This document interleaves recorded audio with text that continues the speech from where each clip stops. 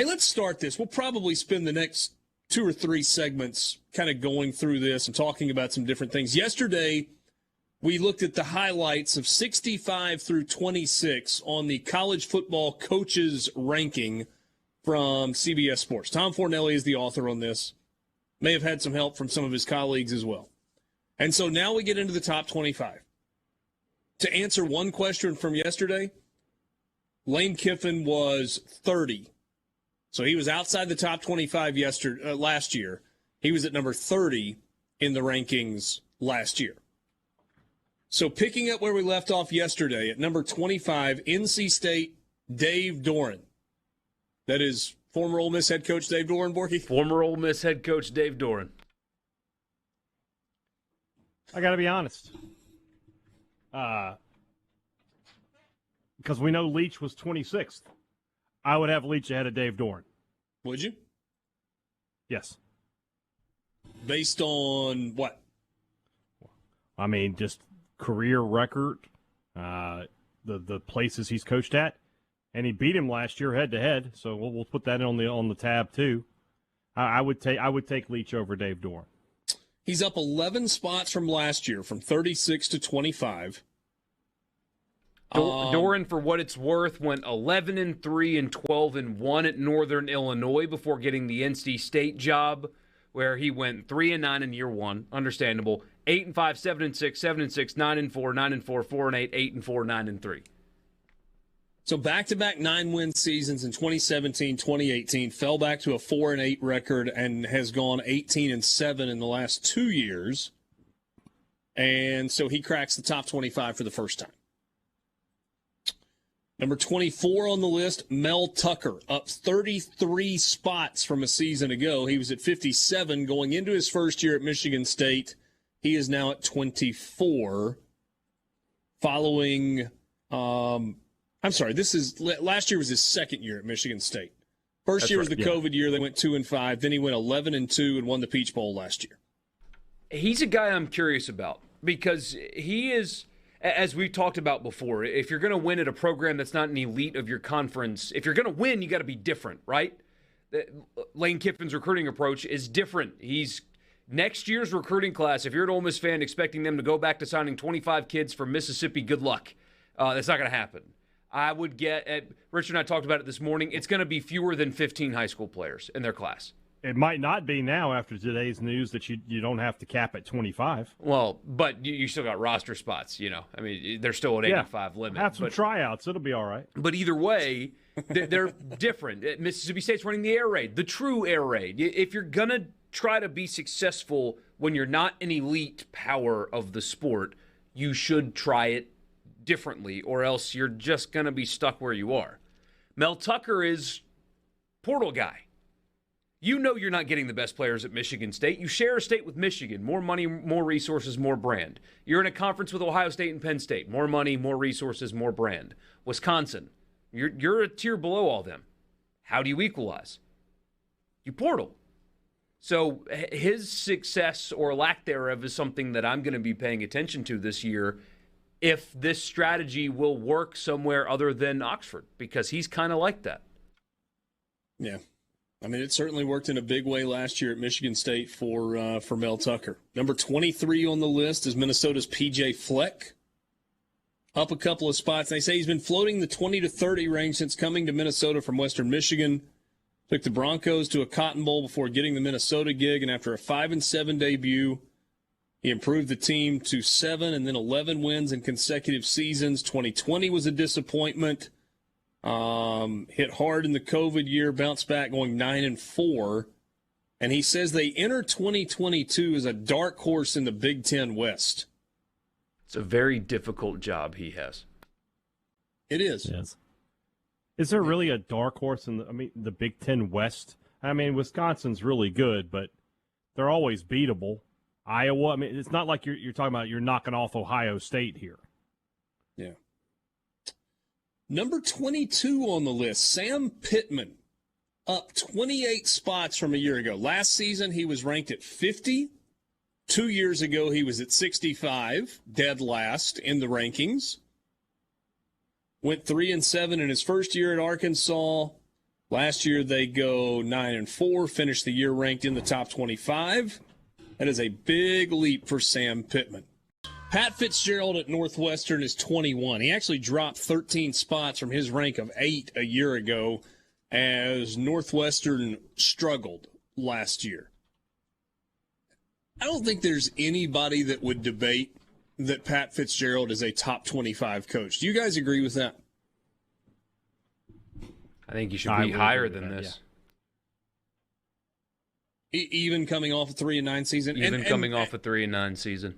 And Tom Fornelli readily admits that if you fall below expectations, you will have a precipitous drop in these rankings. It's just kind of the way that he does them from year to year. So you go 3-9, it's going to be a pretty good drop from where it was a year ago. But given what Pat Fitzgerald has done over an extended period of time at Northwestern, which might be the most difficult Power 5 job in all of college football. It's Vanderbilt without SEC on your chest.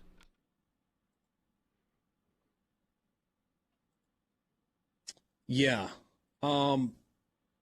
Is that an easier or a harder job than Vanderbilt? Harder, I would think. Because you've still got as many higher resource programs ahead of you, and you don't have SEC on your chest. I might say easier because the Big Ten is slightly less difficult than the SEC on a year-in, year-out basis, and Northwestern's facilities are now off the chart. Not so much their stadium, but their practice facility is as good as any in America. Maybe better than any in America. Yeah. Mac Brown at North Carolina at number 20. Dropped 8 spots from his ranking of 12 a year ago. Mario Cristobal at 19 at Miami. I feel like he's going to win a lot there. I think they're just going to buy it. And he's a good coach, don't get me wrong. He can coach football. And he can do – because recruiting in the NIL era is not just about money, because if one program's offering money, so is another one. And so at the end of the day, you got to sell yourself as well. He's a good recruiter. He'll still be able to do that side of things. But Miami's just going to buy wins, aren't they? Isn't that what they're doing now? That's what they're trying to do. Isn't that what college football is? Yeah, it is. But they're finally up here trying it. Tell me if you think this is a good comp or not. Miami is Southern Cal light. And what I mean by that is they are in a town that is about events and flash and bling. And when they're good, people will come out and they will support and they will buy this stuff that you're talking about. They'll buy players. They'll do the NIL stuff that they need to do. They will be relevant. But Miami fans will bail on a sinking ship fast, just like Southern Cal fans did. They have the best team. I mean, the city of Miami has the best team in the Eastern Conference in the NBA. And they've had a hard time selling out playoff games. Yeah. It's hard to get people to go to stuff in Miami.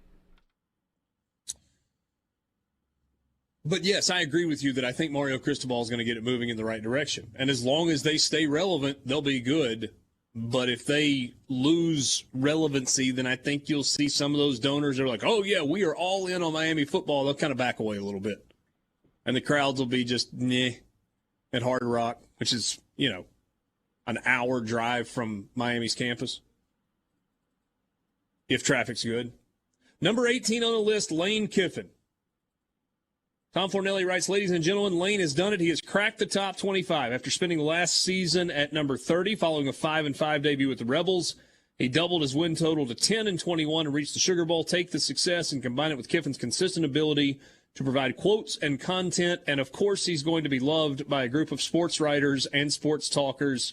His 2021 rank was 30. He moves up 12 spots to number 18. We're up against a heartbreak. We need to do this when we come back to the college football fix, because he's 18, right? Mm-hmm. And he has not sustained it anywhere. I mean, his run at FAU was great. It was only 3 years. He's only 2 years down in Oxford. But of the 17 coaches ranked in front of them, how many would have won 10 games taking over this Ole Miss program and the state it was in year 2? Could Dave Clawson have done that, who's one ahead of him? Could Mark Stoops have done that, who I really like?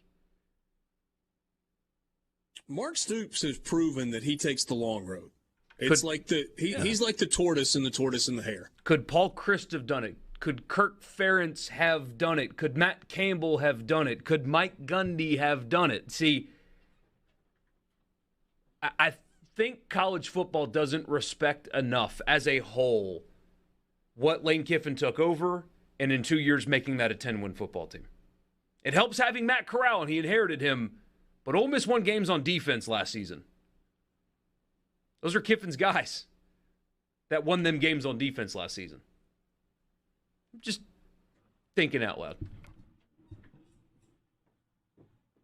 Hey, Dad, what were you want to hold that thought? So let's go back to this list, the top 25 coaches in college football. We started it yesterday, kind of cherry-picked 65 down through 26.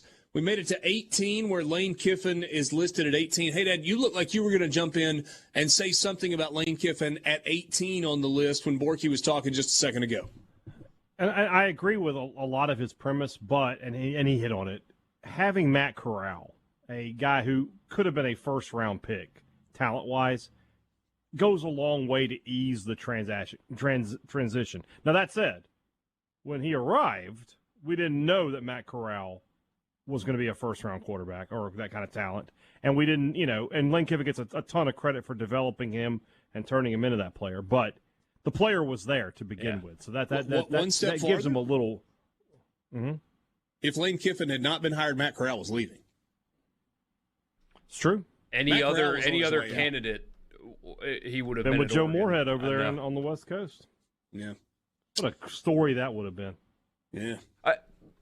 All that to say, I'm fine with the ranking being where it is. But if you asked an athletic director, all right, I need to turn my football team around right now, and you gave him the option, Lane Kiffin, or let's just pick a random name in front of him, Kirk Ferentz. I need to turn my football team around right now, Lane Kiffin, Kirk Ferentz. You have to go Kiffin because Kiffin has the experience of coming in and turning things around. Ferentz has been at Iowa longer maybe than the Ford F-150 has been the best-selling truck in America. Close. He's been there forever. So I don't what have does he know an about issue turning things around per se with Kirk Ferentz being ranked number 13, but I think if you put him anywhere else, he's not the 13th best coach in America. He is the 13th best coach in America because of where he is and how long he's been there and what he has built and the fact that it's kind of self-sustaining. Yeah. It's a different question. It's who is the better coach versus who is the better coach to come in and turn things around immediately. All right, stop me when you want to talk about one of these guys. Dave Clawson is up 11 spots from 28 to 17 after a really good year for Wake Forest. Mark Stoops at Kentucky is up 6 spots from 22 to 16. Feel like that's a little underappreciated, but whatever. He's just because he hasn't had the big breakthrough. He hasn't been to a tier, top tier bowl. If he had gone to the Sugar Bowl last year instead of Ole Miss, maybe he's a little further up the chain. And they weren't far from that happening last season. Did my comparison make sense a second ago? He's kind of the tortoise and the hare story, and because his athletics director, Mitch Barnhart, didn't walk along and take a flying kick at the tortoise and just kick him off the track, he's just kept on plugging, making progress steady as she goes. James Franklin at Penn State is at number 15. That's down 2 spots from his 13 ranking a year ago.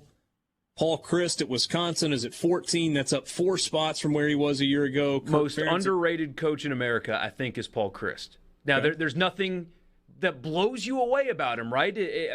Honestly, he hasn't really, quote-unquote, elevated Wisconsin to another level. But took over in 2015. Here are his win totals. 2015, 10 wins. 11, 13, 8, 10, COVID year 9. I mean, that's impressive.